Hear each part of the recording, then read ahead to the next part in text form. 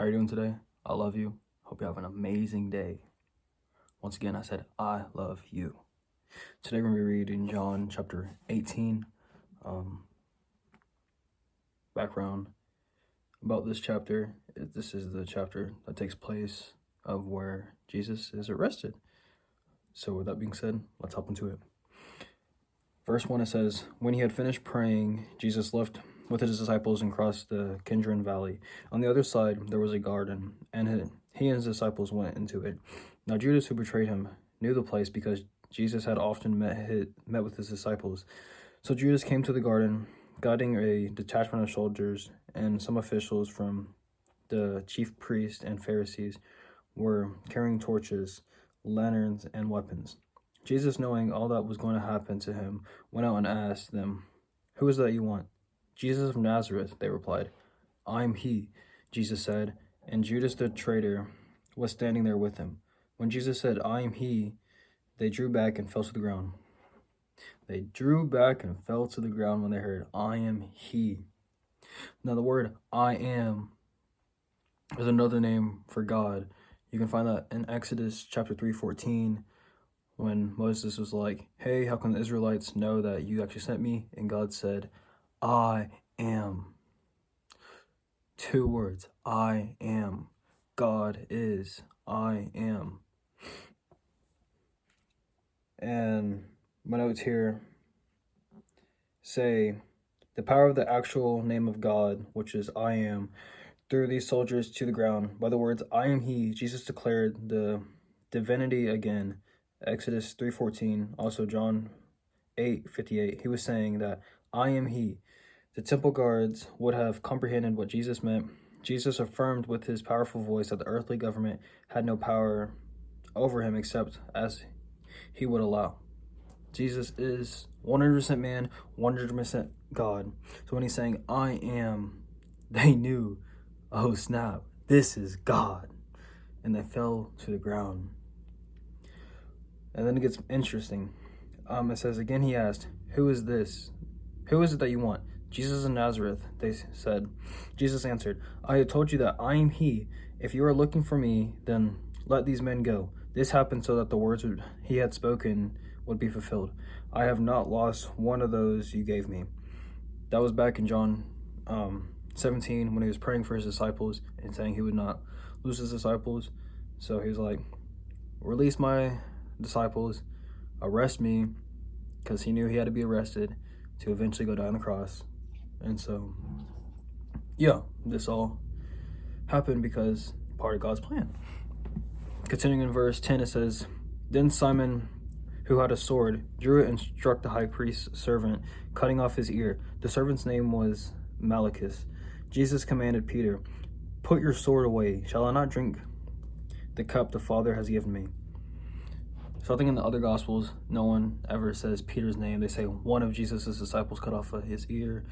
And John straight up just said, it was Peter. Peter did it. He cut off his ear. And I think Matthew and Luke talk about how Jesus put the ear back on the guy. And John just gets to the point of saying that Jesus has said, "Put away your sword. Shall I not drink from the cup the Father has given me?" This cup would be suffering. Jesus knew that it was his time. And it's like, Peter, stop. This is meant to happen. This is part of God's plan. And I think a lot of us can feel like Peter sometimes. We feel like we need to attack somebody who attacks God. But at the end of the day, that is not our battle to fight. God can handle himself. He has a plan in place for a certain reason. Now, I know it's hard for us to understand that sometimes, but just sit back and let God work. His plan will happen on how he wants it to happen. We don't need to fight for him. We're just called to love one another, plant the seed, and watch it grow. Let God handle the grow. Just plant that seed and let God's plan work out. You do not need to fight the battles for God. He can handle himself. Continuing in verse 12, it says, then the detachment of soldiers with his commander and the Jewish officials arrested Jesus. They bound him and brought him to Yannis, who was the father-in-law of Cephas. the high priest that year. Cephas was the one who advised the Jewish leaders that it would be good if one man died for the people. Simon Peter and the other disciples were following Jesus because the disciple was known to the high priest. He went with Jesus into the high priest's courtyard, but Peter had waited outside the door. The other disciple, who was known to the high priest, came back and spoke to the servant girl on duty and brought Peter in. "Aren't you one of the man's disciples too, are you?" She asked Peter. He replied, "I am not." I'm gonna stop right there. This is the first denial of Peter, which if you go back to John 13, Jesus predicted that Peter would deny him 3 times before the rooster crows, i.e. 3 times before the sun rises in the morning. Because once again, from 13 to 18, where we are now, this all happened in the same night. So this is the first denial of Peter. And continuing in verse 18, it says, "It was cold, and the servants and the officials stood around the fire. They had made it to keep warm. Peter was also standing with them, warming himself. Meanwhile, the high priest questioned Jesus about his disciples and his teachings. 'Have I spoken openly to the world?' Jesus replied. 'I always taught in synagogues or at the temple, where all the Jews come together. I had said nothing in secret. Why question me? Ask those who heard me. Surely they will know what I said.' When Jesus said this, one of the officials nearby slapped him in the face. 'Is this the way you answer the high priest?' he demanded. 'If I said something wrong,' Jesus replied, 'testify that it was wrong. But if I spoke the truth, why did you strike me?' Then Annas sent him to Cephas, the high priest." So once again, you're going to see this a lot in the upcoming chapters of when Jesus gets crucified. It's very gruesome, but people hate the truth. The world hates the truth. Jesus was speaking the truth, and he got slapped in the face for it because they didn't want to hear the truth. And he spoke the truth. Yet people are filled with hatred, which is why Jesus calls us to love. You can speak the truth all you want, but people are going to hate you because the world's full of lies, and they're going to try to say that your truth is not the truth because their lies are the truth, which it is not. So if someone throws hatred at you, love them. Show them love. Like Jesus said, in this world you will face trouble, but do not fear, because I have overcome the world. Jesus has overcome the world. You do not need to fear when times get rough, when there's trouble in your life. You will persevere through it. You will survive because Jesus is on your side. And always speak the truth, no matter the hate it comes with it. If the world hates you, know that it hated him first. Continuing on verse 25, it says, "Meanwhile, Simon Peter was standing there warming himself. So they asked him, 'Aren't you one of his disciples too, are you?' He denied it, saying, 'I'm not.' Second time. 26, it says, "One of the high priest's servants, a relative of the man whose ear Peter had cut off, challenged him. 'Didn't I see you with him in the garden?' Again, Peter denied it. In that moment, the rooster began to crow." 3 times the rooster crowed. Jesus knew this would happen. Jesus said this back in John chapter 13. Peter denied him 3 times before the rooster crowed because he was scared. A couple verses back, he went and cut a guy's ear off to try to protect Jesus, protect his God. And now we see him denying Christ.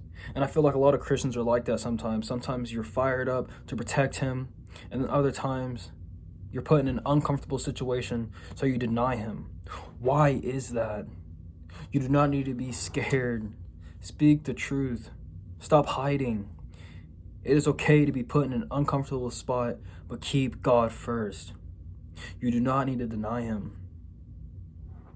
Now later we find out that Jesus asked Peter, "Do you love me?" 3 times to make up for that sin of Peter basically claiming that he didn't know Jesus, which is, I think, blasphemy. Could be wrong there, but yeah. So later we find out that Jesus asked him 3 times, "Do you love me?" And that basically forgave his sins. But you don't need to deny Christ. Yes, you will be put in uncomfortable situations, but know he loves you, and know it's okay to speak the truth. Have fight for him always. That's kind of why I started this YouTube channel, the social media, to spread the gospel and to show you guys you don't need to hide your faith from the world. Spread your faith. Speak up for your faith. We need more people to speak about the truth in the world full of lies. I'm getting off topic a little bit, so let me hop back into this. In verse 28, it says, Then the Jewish leaders took Jesus from Sapphias to the palace of the Roman governor, and now early in its morning, to avoid the ceremony uncleanness, they did not enter the palace because they wanted to be able to eat at Passover. So Pilate came out and asked, What charges are you bringing him against? So Pilate, he was the 5th governor of ancient Rome. Once again, the Bible's a history book, so these are real people, real events. This actually happened. This is recorded data. Go do your own research if you don't believe me.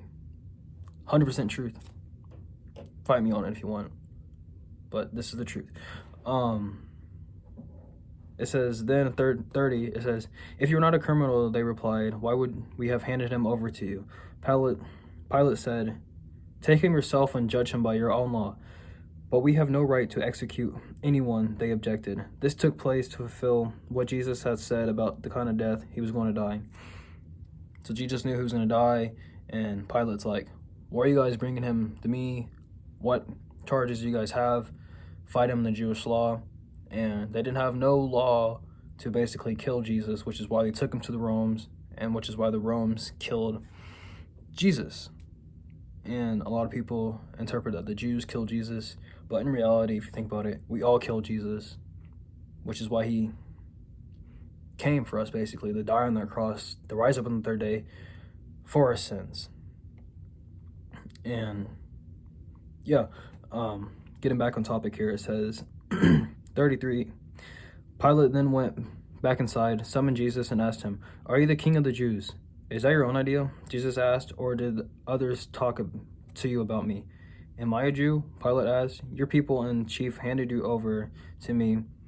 What is that you have done? Jesus said, My kingdom is not of this world. If it were, my servants would fight to prevent my arrest by the Jewish leaders. But now my kingdom is from another place. You are a king, said Pilate.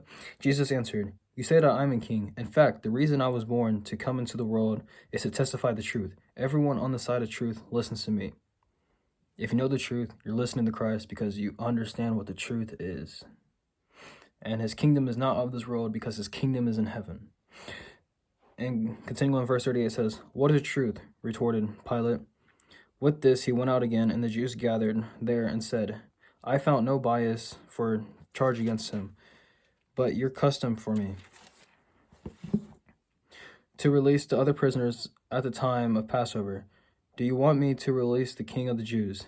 They shouted back, No, not him. Give us Barabbas. Now Barabbas had taken part in the uprising.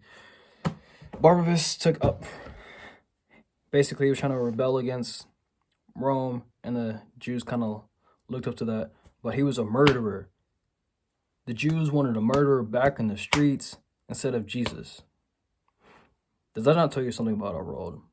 They'd rather live with a murderer than someone who came to speak the truth because they're scared of the truth. The world's full of lies and people are scared of the truth. I love you guys. This is chapter 18 and we're building up to the crucifixion. And yeah, subscribe, share. Do not be afraid to spread the gospel. Do not be a Peter and deny him 3 times. And just know, you don't need to fight for God. He has a plan for a reason. Let his plan go. Plant the seed by spreading the gospel. I love you guys. Have an amazing day. Subscribe and share.